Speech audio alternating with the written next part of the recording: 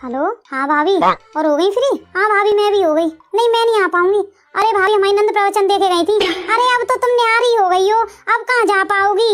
हाँ अब तो एक रात का भी छुड़ाव नहीं है। और देखो भाभी खुद न्यारी हो गई है तो कहती है करेगा कर लेगा आदमी। मैं तो जा रही हूँ अपनी मम्मी के घर, मैं तो 15 दिन में आऊंगी। कहीं सास बूढ़ी बड़ी नहीं है, कहीं ससुर बूढ़े बड़े नहीं है।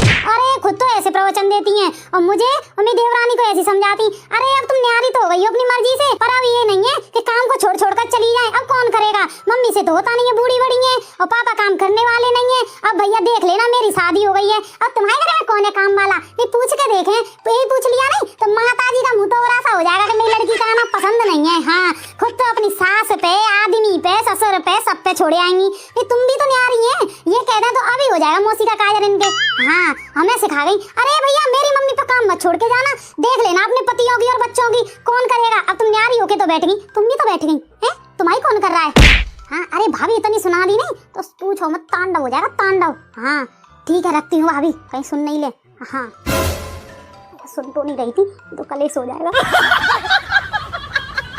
भैया क्या बताऊं, हमारे तो इस देवर ने ऐसी नाक में दम करके रखी है, सुबह शाम ताजा ताजा सब्जी मांगते हैं। इतनी ठंड में हम सोचते हैं एक ही टाइम बना लें, पन्ना अगर सुबह की सब्जी शाम को दे देना घर में तांडव कर दे तांडव। हम तो ये सोचते हैं कि सुबह थोड़ी ज्यादा बना लें, उसी में से काम हो जाएगा, क्योंकि भैया 4-4 बार हम भी इंसान है, पर कौन सोचे फिर बनानी पड़ती है। भैया लेके भी तो वही आते हैं, हमारे तो आदमी है नहीं यहाँ, जब भी तो इनके नखरे झेलने पड़ रहे हैं। पर मैं तो यहाँ चुप हूँ, आ जाने दो देवरानी, 4-4 दिन की बासी खानी पड़ेंगी, 4-4 दिन की। हाँ जब तक छोटे बेटे की शादी ना हो, छोटी बहू ना आए, जब तक बड़ी बहू बहुत प्यारी होती है, सारा काम करे, सब कुछ करे, बहुत प्यारी होती है, बहुत अच्छी होती है। यहाँ कहीं छोटी बहू आ जाती है, फिर देखो ससुराल वालों के रूप।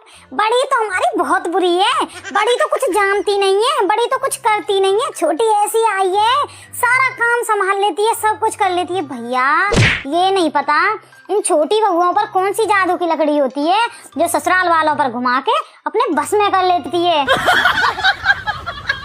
वैसे एक बात है, सासों को सुबह की चाय बनाने में ठंड लगती है, नंदों को नहाने में ठंड लगती है, देवरों को कॉलेज जाने में ठंड लगती है, और पति देव को ऑफिस जाने में ठंड लगती है। बस ये बहू है जो सारा दिन पानी में ही काम करती रहती है, इसे ठंड नहीं लगती। क्यों? ये बहू पत्थर की बनी है,